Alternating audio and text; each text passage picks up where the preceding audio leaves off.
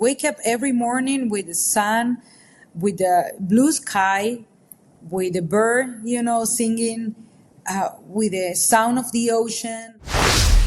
Welcome to the Retirement in Mexico podcast, your guide to a life of sun, sand, and possibility. If you've ever dreamed of spending your golden years under the warm Mexican sun, surrounded by breathtaking beaches, rich culture, and an exciting community, you're in the right place. We're here to guide you every step of the way with expert insights, inspiring stories, and everything you need to know to make your move with confidence. The best chapter of your life is yours to create. Let's do this. Hi, Jesus. Hi, Gabby. Thank you so much for joining us today on this podcast. Hi, thank you very much for inviting. Thank you so much. Well, this is great, guys. Thank you so much. So you guys are in Cabo. So as we start, why don't you share with us, are you originally from Cabo? Where are you from? And what do you do? Well, I will start. Yes, go ahead. Okay, I'm not original from Cabo. I born and raised in Buenos Aires, Argentina, but at the age of 21, I moved to Spain, in Palma, Mallorca. So because my father is from Spain, so he wanted to come back to Spain, and we all came back to Spain as a family. Then I was a diving instructor by the time, so I decided to move to Mexico, to dive in the aquarium of the world. So I moved here back in 2005. I stayed for 6 months. I love it. Come back to Mallorca and then come back to Cabo. And I just stay here forever. So that was 20 years ago. And I just love this place. This place is home for me. Yeah. Wow. 20 years. Yeah. And what do you do? Well, now we have a real estate company. And when I moved here, I was, looking for a diving instructor position, and I find a place where I start working and coordinated the water sport for a diving place. So it was many years working as administration, different companies. And finally, someone invited me to work as a real estate agent. I said, no, I'm not good for, selling, and that's not my type of, job I like. And she said, you could do it really good. And I say, no, I don't think so. So anyways, she convinced me. And at the end of the day, she was right. I didn't know, I was thinking more about just pushing the client, just buy something, but it's not about that. It's about to giving them, a good service and guide them through the process, explaining them how is everything.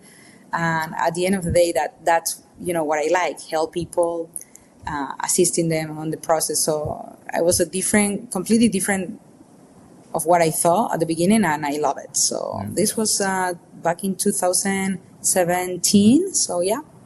So it's been 8 years. Yes, exactly. And you're still enjoying it? A lot. I love it. Are you able to sleep at night?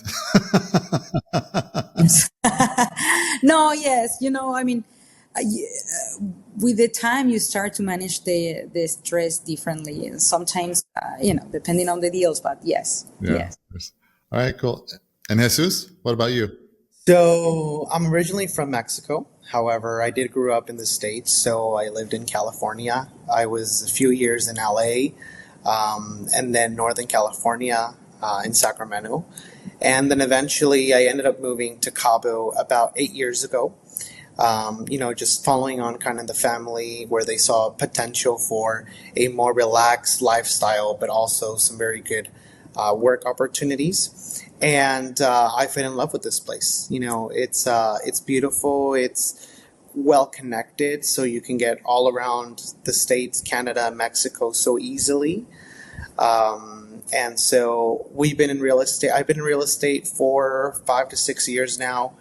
Gabby and I met in 2020, so around 5 years ago too. And we co-founded Outliance, our current real estate brokerage, together in 2023. So we've been business partners for 5, made it official for 2 now.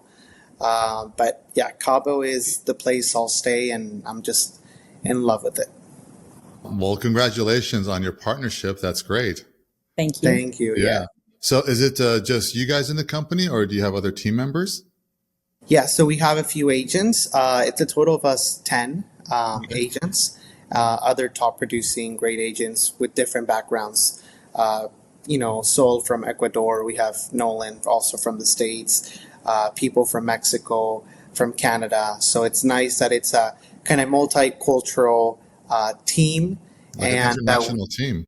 Yeah, Yes. international team, and that we all share that same, values of selling honest and being trustworthy and being a good resource for buyers and sellers, which is kind of hard to find, or it's hard to find in another market, right, in another country.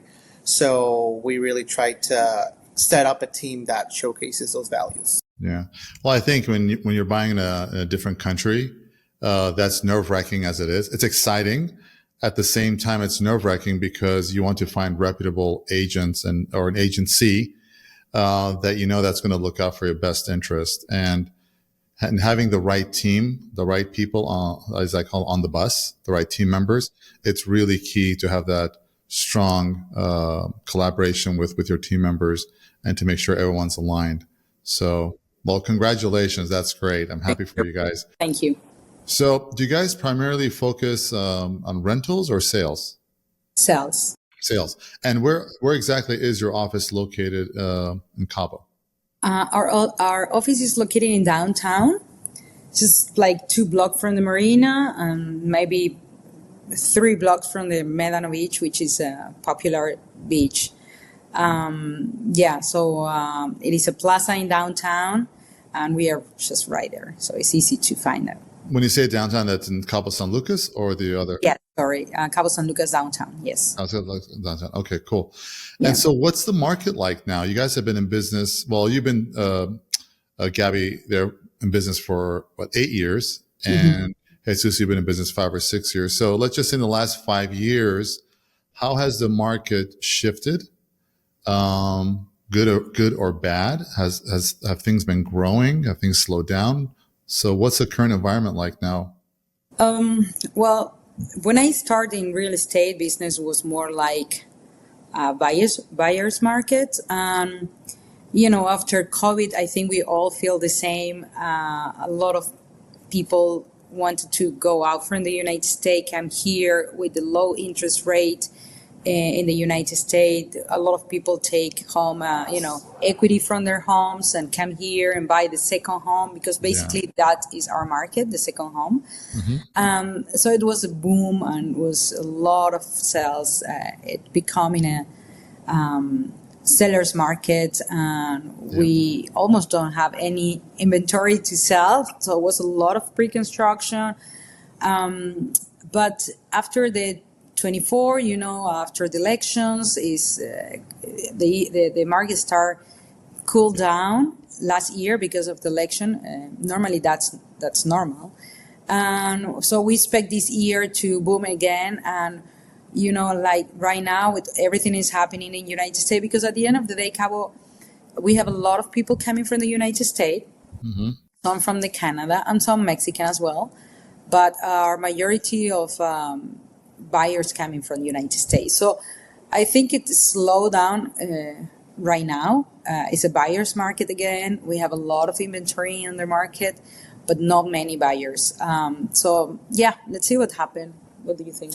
Yeah, and also it's very important to know, in between that kind of early 2024, mid 2024, waiting for U.S. elections, there's also a big increase in the Mexican market, because there was a shift in the dollar within the Mexican peso. And so there was a lot of opportunities for Mexicans to purchase, which that brought some balance to the market, which was great, because we were primarily focused or had more influence within US and Canada. And so that brought some opportunities for a lot of Mexicans as they discovered the destination. And also that also brought more developments. And so a lot of big branded developments and also smaller boutique developments started to rise, in late 2023, early 2024. People that were building in Puerto Vallarta, Mazatlan, all Riviera Maya, they started to come here and look for opportunities. And so that's why our current market, there's a lot of inventory from completed to pre-construction. And so, yeah, I think right now what we're going to see is we're going to continue to see a buyer's market, some more possibilities for people to purchase, which is great. More variety of options from sizes to amenities to, different uniquenesses in projects. And then also we've seen a big expansion in kind of a luxury market too. So there's been more branded resorts coming up that have been announced or are opening or being launched now. And so that's great too, because it adds value to the destination. Well, with it being a buyer's market now, are you seeing prices going down, or how has the buyer's market affected pricing? No, not really. The thing is, with the seller's market after the 2020 and the COVID, prices increase, I will say, even 100% in some places, because I had some experience like that. Right now, the markets are not decreasing. In some cases, they are adjusting, but it's still higher than it was in 2021. But it's a lot of inventory on the market and not many buyers. So the buyers the buyers has a lot of opportunities compared with the 2022 where someone likes the house and they need to put the offer and you need to put, almost your money down right away. Otherwise, you're going to lose because it's another 3 offers on the table. That was a seller's market. And now is an offer on the table and you have time for the due diligence. It's completely different. It's more time. It's another 2-3 houses exactly the same or similar in the same community. So that's what I say is buyer's market. It's more opportunity for the buyers where you can also make offers, And before in the 2022 was like, no, you want this price, even it was higher offers. Yeah. Higher price in the offers. And now it's like, okay, I start, playing with it. Okay, I'm going to make a lower offer to see what happens. That is how we consider a buyer's market. So basically people are now making a lower priced offer and sellers are being more willing to consider that versus a few years ago, that wasn't the case. It's like, this is my price, take it or leave it. Yes. And also right now with changes like in the economy in general and the world, a lot of the purchases here are cash. And so a lot of the sellers now are investors. And for them, we'll be on the market, but I'm also not in the desperate need to sell. And so instead of, selling at a lower rate and then put it on the stock market or something, another instrument, then they'll just keep it here and start getting some rental income. And they still see the potential in the long run. Because as I mentioned, there's a lot of, for example, today I saw that there's a new big luxury resort being announced in East Cape. And they just started a new infrastructure project here in Cabo. And there's more development, more resorts about to open. So I think for people, there's some longer days on market. But for investors is if I sell, great. If not, I'll just keep renting it and keep creating that income. So that gives it a balance. Well, I was in Vallarta during the 2008 recession. I was in real estate here. And as you pointed out, Jesus, the majority of the transactions here are cash. So our market never really dipped. I mean, there was a slight adjustment, but because all the properties were paid for, we're not a mortgage-based market here. And the carrying costs on these properties are so low, a lot of owners decided just to keep the property, rent it out, and when the market improved, and then sell it, right? Because it was already paid for, and they were still able to generate some rental income just to cover their HOA dues and other maintenance, right? Yeah. Cool. Yeah, I think we have a very similar market. Yeah. So who are the buyers that you guys are dealing with now? In terms of age demographics, and are they still mostly Americans that are coming down? Or are you guys getting buyers from different parts of the world? So I think it's, a lot of variety, which is great. We're getting people who are looking to retire, and so they're looking for a retirement property. We're looking for we're working with people who are investors, and so they're looking for a vacation rental that they can sometimes use, but just make more of an income. Then we're working with Mexicans who are, for example, kind of the smaller developers who are making spec homes, and so they're buying land and building homes, or same vacation owners. And then right now, there's also been an increase in people who are looking to move and kind of work remote. That started like in 2020 after COVID. Yeah. But then now it's been growing a little bit more. And so, yeah, that's great that we're getting all these people trying to move here with lower cost of living, but then, and also better quality, because if you're in big cities, let's say like, Chicago, New York, you get all this traffic and pollution, etc. And here, you have the ocean, you have great restaurants, great weather, and you're working, still your same job. So then most of your buyers right now are Americans? Yes. Okay. Because, there's a big change within the Canadian dollar, and our prices are US dollars. That's the way we've advertised, even though, still Mexicans purchase in pesos. So that's created less windows of opportunity for Canadians. Cool. And so what makes Cabo so unique and different that foreigners are flocking to this Baja Peninsula and investing there? Well, someone asked me yesterday about Cabo, and I say, well, I am like the Secretary of Tourism, because I always talk like wonderful about Cabo. I mean, I moved here 20 years ago and I fell in love. I just came here for 6 months and I'm still here, okay? So I can tell like one of the things that I love about Cabo, because, I born and raised in Buenos Aires. It's a big city. And when you are in a big city, the challenges and, the safeties and all that. So when I moved to Palma de Mallorca in Spain, it was completely different. It was super safe. It was really quiet. So when I moved here, I didn't want to lose that, And when I moved here, I feel like I was in a quiet place. I was in a safe place. And as a woman, I was 24 years by the time. And, with the 24 years, you go out, you party, and you don't care about many things and you don't pay attention to many things as well. And I never had a problem. And I still feel like I am in a really safe place. So that for me is everything. First is safety. Second, and very important, we live in a place that we have at least 360 days of sun, or maybe 350 days of sun. I mean, it's sunny every day, and I love that. I love to open my eyes, I see the sun, because that fill you of energy. The weather is perfect, is beautiful, is warm.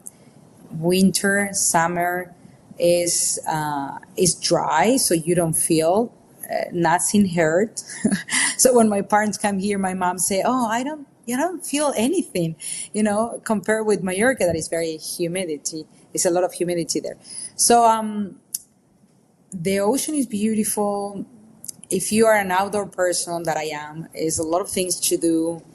The people is so nice. So, Mexican is so charming. They invite you to their house. They welcome you. Like, you're one more of the family. The food is great. It's just a beautiful place. I don't know. We don't have traffic. I mean, it's a lot of places. I can keep talking for like 10 hours. And for me, for example, what I think makes Cabo unique, and for a lot of people too, is just connectivity. And being close to big cities, like LA, Dallas, Arizona, all these kind of West Coast states within 2 hours. Or even I have a lot of Canadian friends who are here within 4 hours. And so it's a quick trip. It's not other destinations where it's a full long trip. we're really good connected. We also have a flight to Spain in the summertime. There's a flight to Germany, which I think is fall and winter. So we've now kind of connected to Europe in that sense, which is great. And these are all direct flights? All direct flights, yes. That's great. Which is amazing. And then we're also really good connected to Mexico, all the main cities, Guadalajara, Mexico City, and others, Monterrey, etc. So for me, I think that's what makes it unique. And also for a lot of people, lifestyle, which is so much restaurants, right? So much golf. So all these golf courses, fishing for a lot of people too. So you could be surfing, you could be in the desert, you could be just having different activities every day that it always keeps you so entertained. Yeah. I think that's really important because, if you're going to be moving somewhere, well, let's say, like in Cabo, Puerto Vallarta, I mean, you can go out, lay on the beach every single day, but that gets old after a while, right? So that's always something I look forward to is like, what's the lifestyle? What else is there besides just going to the beach? So it told me there are golf courses, right? And what else?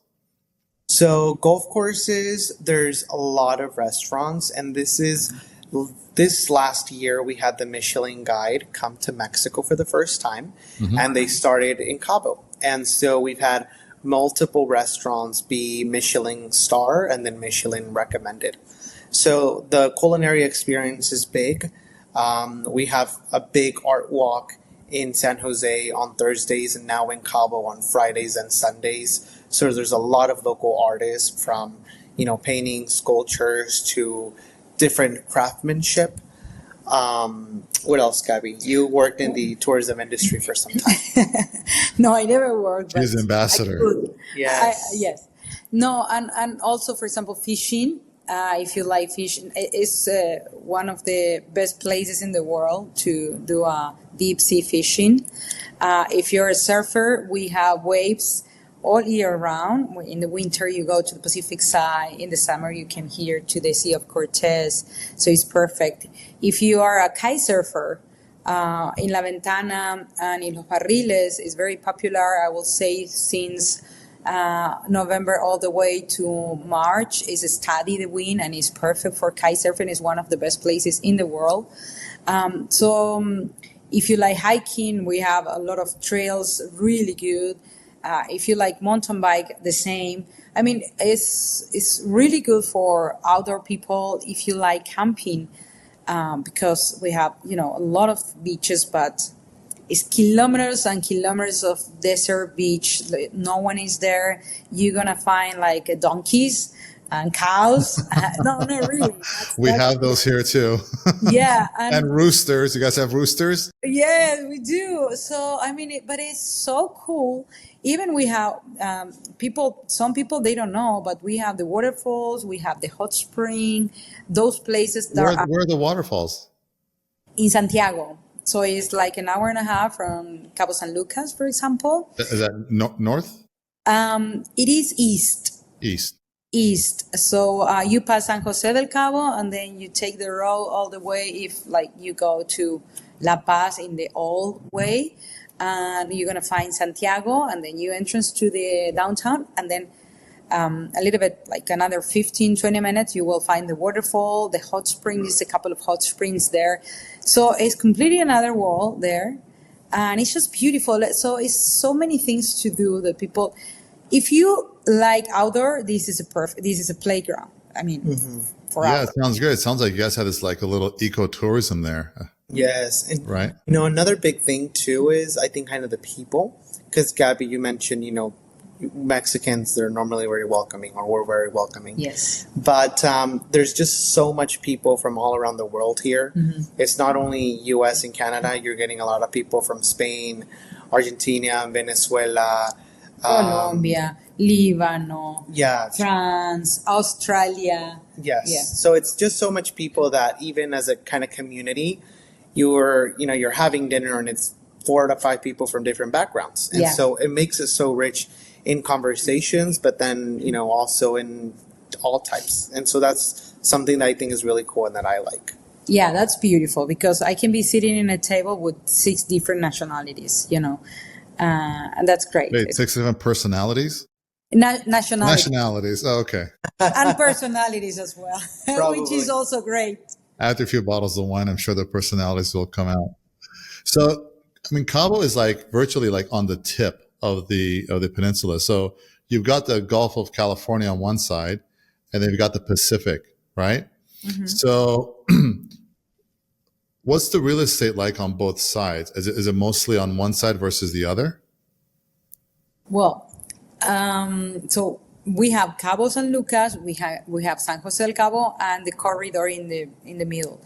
But then we have the East Cape, which is growing so fast now. Especially again the last 4 or 5 years, becoming more popular. On the East Cape, we have Los Barriles, we have La Ventana. La Ventana is growing a lot, and it's because what I was mentioning about the kite surfing and all these. But we also have on the other side, the Pacific side, which is growing a lot as well. We have Cerritos and we have Todos Santos. And then we have La Paz, which is the capital of Baja California Sur. And also, since 2021, it's become more popular for the expat because normally La Paz was more Mexican. But then some people realized that La Paz was more affordable. So they start looking at La Paz, and now it's coming a little bit more expensive, but still more affordable than Cabo and San Jose. So I would say it's growing in all the areas. Yeah, it sounds like the whole peninsula is booming. And they cater to different lifestyles, right? For example, the Pacific side in Cerritos, you have kind of this surf town feel for it. And so you get a lot of people who love to surf. And then, art. Yeah. Todos Santos. And then Todos Santos, you have, all this cultural and art. And so that's kind of that great, nice segment. And then on the East Cape, so on the other side, with the Mar de Cortés, you get La Ventana, Los Barriles, and it's a little bit more off-grid. So it's not as well connected as the Pacific with, for example, roads, kind of the infrastructure. So it's a bit more off-grid. But then it's more of a simple lifestyle. And we've had a lot of sellers that owned in Cabo since early 2000s, and they've moved to East Cape because they missed that, original Cabo where there was probably for them not as much traffic as there is now, but still nothing. But less tourism. That's just a little bit more kind of outside, and it's great too. Yeah. So. I mean, Vallarta, I've been living in Vallarta for, more than 21 years. And sure, 21 years ago, it was not as popular as it is now. As the city's grown, other neighborhoods have popped up or have been developed. And so, you're seeing people moving further out as the more popular neighborhoods, price values continue to rise. And for some people, it's outside of their budget. And so they're considering different neighborhoods. Are you seeing something similar like that? I think not in terms of the budget. I think it's more because of the lifestyle. Because even it's though too busy in Cabo, so they want like a more quiet, peaceful. Could region? be, yes. Because, for example, if you have someone who has a $400,000 budget within the East Cape or the Pacific side, you might get kind of a smaller property, could be, but with not as much amenities. Mm-hmm. And if you buy that in Cabo, you can get in a development with tons of like pools and a lot of stuff. Okay. But I feel like it's more of that lifestyle of kind of being a bit more remote. Okay. Well, let's talk about prices and neighborhoods then. So this is a really good segue into that. So if someone's looking at spending between, let's say, $300,000 to $500,000, and they want a 2-bedroom condo, what neighborhoods in Cabo, where you guys are at, can they find something in that price range? Would it be near the water? Is it older building, pre-construction? What are we talking about? I think with that budget, no, you can buy a 2 and even a 3-bedroom condo because I'm thinking the new pre-construction. You can buy a 2 or 3-bedroom condo, maybe some water views and maybe like 5 minutes to the water. I mean, in car, no walking. Yeah. Like on the other side of the highway. So not on the ocean side. Yeah, here in El Tesal, it's a lot of new construction and also some resales that you can buy in that budget for sure. 2-3 bedroom condos, some views with good amenities, pool. Some of the places they have tennis court, pickleball now, which is more popular. Also a paddleboard, pool, I say, gym. So yes, no ocean front with that budget, but yes, you can buy in the El Tesal. El Tesal is located at like 7 minutes from Cabo San Lucas downtown. It's in the corridor. So yes, you can. And if you want to go to San Jose with that budget, for example, La Jolla, you can entry with maybe 500 for 2 bedroom, but a little bit more dated condo. But La Jolla is a community like it's oceanfront. So if you find in the 500,000 a 2 bedroom condo, it will be dated.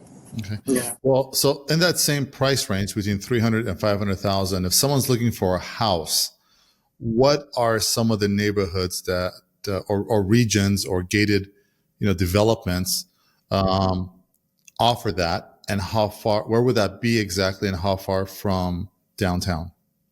So I think in concerns of homes, then it would have to be full in El Tesal if you're within 350 to 500, and that would be like a 3 to even 4 bedroom house within a gated community that has like a clubhouse. And so, as Gabby said, that's 7 minutes from Cabo San Lucas, and then probably also 7 minutes from the ocean. There's, of course, less homes, and most, especially for the price range, most of the real estate offerings will be in El Tesal area. If we go back to those 500,000... And where is that again?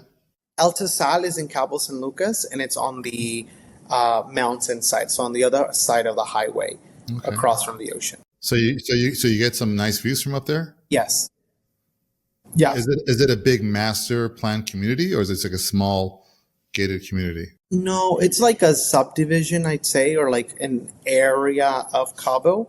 And right now it's been growing a lot because there's a lot of new commercial plazas. So there's a lot of new restaurants and stores opening up nearby. And I also wanted to mention, even with the 500, you could even get like a condo on a golf course. Maybe like in Quivira or in Campestre, you could get a 2 bedroom, possibly with no view. But you could be in a golf course community. And so that's a great opportunity too. If someone is, let's just say someone's looking at spending $250,000, studio, 1 bedroom, is that realistic?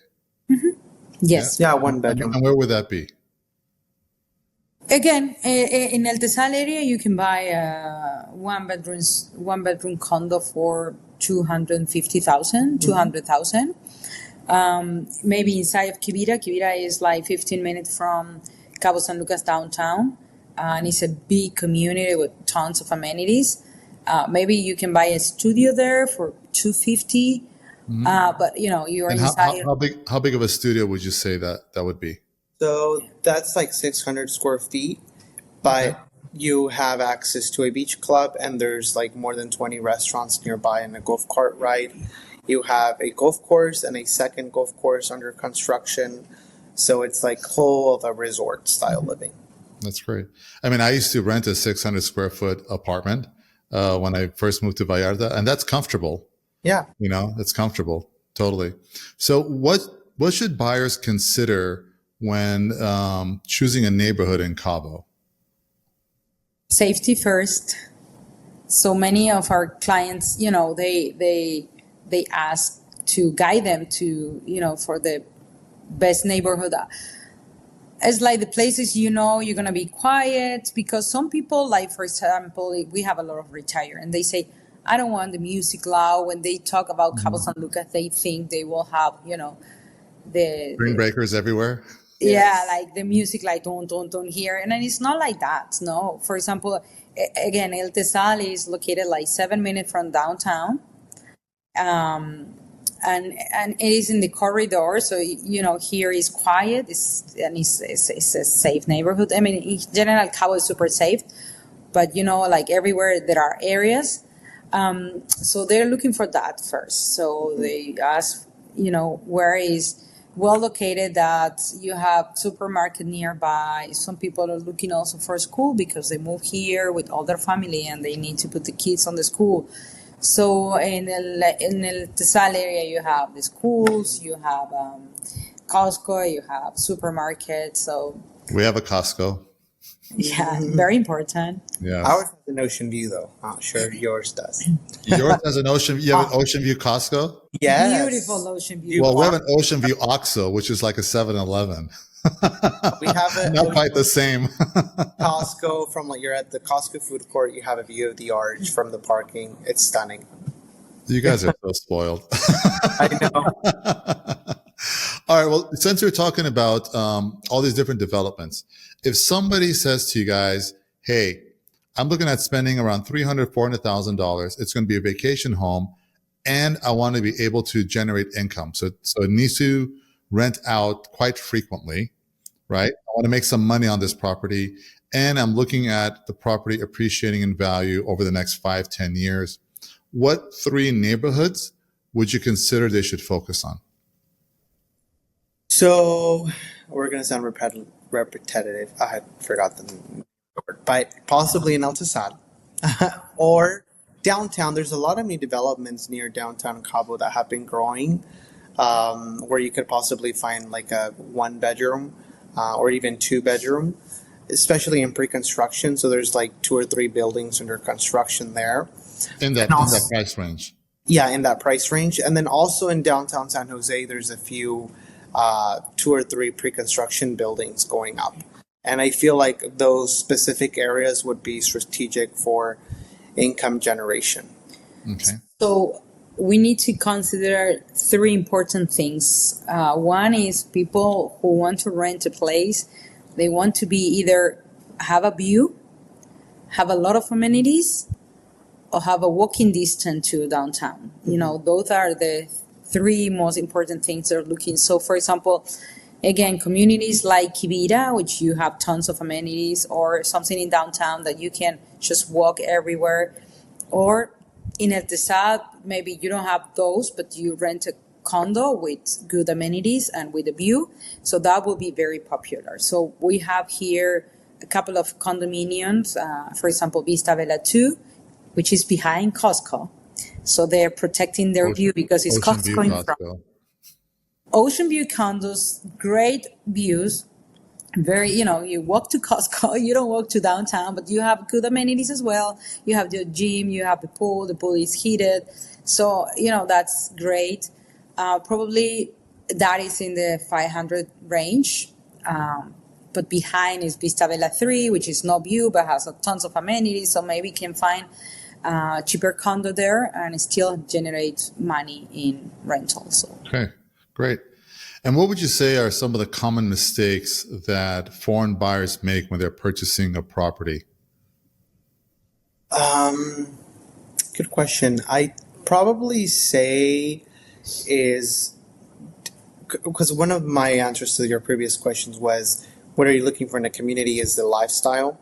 And so not understanding what they're actually looking for, because you could think that this development works for you, but if you're not considering having a vehicle down here, then it might just be too far away from like grocery or restaurants. And so it's making sure that you understand what your lifestyle is. And so if that's, I love to play tennis, so you want to make sure you're near that. I love to, walk around and hike, so you want to make sure that you're in the right location. And a lot of people just don't realize that. They end up finding a beautiful condo, they'll purchase it, and then they just notice that everything might just be too far away from them. It might not have the amenities they wanted. So maybe that. Second, if you're purchasing in pre-construction, reviewing and checking who you're purchasing from, right? Making sure it's a solid developer that will actually deliver the product with some good quality. So I think that's definitely another kind of common mistake. Okay. And have you guys found like developments that have started that have gone bankrupt and just disappeared? I don't think that have gone bankrupt and disappeared, but there's been a lot who've, have been under construction and are like 2 to 3 or even 4 years behind. Okay, And wow. so that's a situation where you don't want to be kind And of stuck. why do you think that is? Like, what's happened? It could be different situations. It can be from like funding. It could be from permits. It could be from over promising, certain finishes or amenities. And so just not being a realistic targets or goals. And that's what your agent's here for, to guide you correctly on, I think this development's feasible within its area, or maybe it's just over promising and setting the expectation. We've purchased in pre-construction and we've had a lot of clients buy that way. And you kind of have to have that expectation of what the process will look like, and that it might not be the same as a brochure, but kind of expect and know, the similarities. Sure. I mean, whenever you're buying in pre-construction, there's always the risk of delays or for one reason or another. I mean, during the pandemic, everything was shut down. So I think, the whole planet was shut down, right? And then sometimes, they change the construction companies, or they're importing cabinetry or some other materials, and they're stuck at customs, or the service provider is late in delivering. And also, I think it's really important to look at how the project is being funded. Is it mostly coming from pre-construction sales? Is it self-funded? Is there a bridge loan? And I think that's where a reputable agent comes in to ask all those questions and get an attorney, right, to look at those details. It's really important. Yeah, and what you mentioned just now is very important, logistics. And Cabo and the Baja is kind of like an island. We're not connected to mainland as you are in Puerto Vallarta that easily. And so a lot or most of the materials have to be brought in through ferry, or if not, flown here. And so if you're considering buying a pre-construction, or let's say just building a house, or just ordering a new fridge from somewhere, you have to be in considering those times that things don't flow as fast. Now Amazon works great, but if you're, doing a new kitchen remodel on your house or condo, if they're telling you 2 months, it could be 3 or 4. So just kind of consider the location and on where we are at. Mm-hmm. And over here, like, when someone hires an interior designer, and they'll tell you it could take between 2 and 4 months. Yes. They're busy. A lot, I don't know about you guys, but a lot of the furniture here is custom made, and they're usually made in Guadalajara. Yes. I'm guessing you guys get your stuff from Guadalajara for custom made furniture as well. Yes. Some, yes. So, I mean, all of that takes time, and there can be delays. Yes.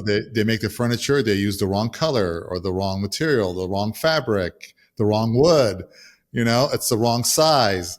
So, I mean, things like that happen. It's just, that's when you get, it's just kind of the nature of the beast, as you can say, right? Yes. And I went through it exactly. I was furnishing a condo and the bed showed up, and instead of being king, they were queen, right? Yeah. But I'm like, you can't send it back on the truck because it just went through the ferry and I paid for all the shipping. Oh my God. So it's, just location's different, and you have to have that expectation of where you're moving to. Yeah, absolutely. And you have to manage those expectations and be realistic about it. Things do tend, in general, my experience living here for over 21 years is things do tend to move a little bit slower. Yes. So, I'm sure things move at a different pace in LA versus Buenos Aires, Yes. Versus Mexico City even. But living by the beach, things too do move at a different pace. Absolutely. And you just kind of have to go with the flow, and just, it is what it is, and not everything, but some things do move at a slower pace. And we try to explain that to our, clients as well, because it's like, we need to set the expectations so they know what's going on. And also we are in an area where you need to do a fideicomiso, like you guys in Puerto Vallarta. So the closing process, real estate trust. real estate title. trust, exactly. So the closing process will take longer, Everything is a little bit more slow, and we need to set the expectation as well for the client and explain that it's going to take a little longer so they understand and they don't get desperate. Yeah. But we eventually get to the finish line. Yeah, Absolutely. we'll always get Absolutely. Yeah. And that's also for the reason that people sometimes they don't want to deal with furniture and all that. They prefer to buy houses like a resale that they sell, because here a lot of the people sell fully furnished turnkey. Yeah, same here. Exactly, because people, when they go back to the estate or they move to another place, they don't want to take all their stuff with them.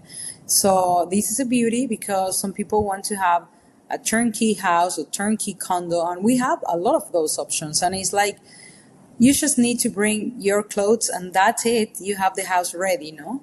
So yeah, that's amazing. So final thoughts. So if you can give one bit of advice for a foreigner, let's say an American or Canadian, that's thinking of moving to Mexico, that's thinking of moving to Cabo, and they just haven't done it because of fear or doubt or something is holding them back, what advice would you give them? I will start because, again, I moved here 20 years ago and I've been by myself, alone, completely alone. And I'm here 20 years, happy. And, I have my own business right now. And Cabo was super generous with me. It's a beautiful place. It's safe. We have a beautiful weather. Like, I will say, just do it, because you're losing time of your life that you can be in a beautiful place enjoying the life, like wake up every morning with the sun, with the blue sky, with the bird, singing, with the sound of the ocean. I mean, that's true. I mean, that's health, I mean, it's help you to feel better. So I will say, just do it. And Cabo is safe. Many people think that, Mexico. No, come on. I mean, it's safer than many, many places in the world. So just do it. Yes. You want to say something? My advice would be find, an experienced agent and someone who has experience in ground, right, on site, and that has possibly even your kind of cultural background, who might understand where you're coming from, set your expectations, and also explain to them what you're looking for. And I think that's going to be a big guide, because for us, even when we've had, big families move down here, they're bringing down their kids, we become a guide for immigration, for schools, for just your normal shopping.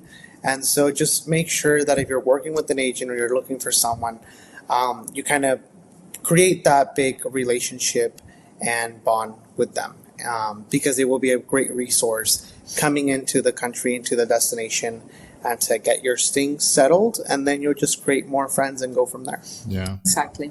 I agree with both of you. Gabby, I mean, the one commodity that you can never get back is time. And, you blink. I mean, I've been here for over 21 years. You've been there for over 20 years. And I think we can agree time goes by very fast. And to what you said, Jesus, it's really important to connect yourself with a reputable professional, whether it's an attorney, it's a real estate agent, or a physician.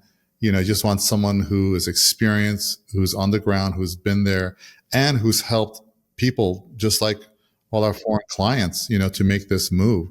So you know what they've gone through, and you know how to help them out and guide them. And that's really key. That's really, really important, because there are a lot of scam artists out there in every industry, and you just have to be really careful. And when you're talking about hundreds of thousands of dollars, if not millions sometimes, and all, people are entrusting you with all that hard-earned money, that's a tremendous responsibility. So it's really important for them to do their due diligence and find the right people, right? Yes, Totally absolutely. agree. Yeah, that's very important. Well, guys, this has been great. And look, if someone wants to get in contact with you, what is the best way for them to reach you? So you can visit us on our website. It's outliance.com, OUTLINCE. And then You can look us up. Our emails are there. Our phone numbers are there. Or also look us up on social media, and we'll be great to connect. Well, we're going to add your contact information in the description of this podcast, okay? Thank you, Awesome. Taniel. All right, guys. Hey, thank you so very much for joining us today. I'm really appreciative. And thank you for all that great information. We appreciate you having us here. All right, guys. We'll talk soon. Take care. Bye now. Thank you. Bye. Your retirement in Mexico starts right here, and we're excited to be part of your journey. Every episode, we bring you the magic of Mexico, insider tips, and expert advice to help you take that next big step with confidence. Don't forget to subscribe and leave a rating and review on Apple Podcasts. It helps others like you discover the endless possibilities waiting south of the border. Got a topic you'd like for us to cover? We'd love to hear from you. Send your suggestions to info@TanielChemsian.com. And remember, a life well lived isn't left to chance. It's created with intention. See you next time.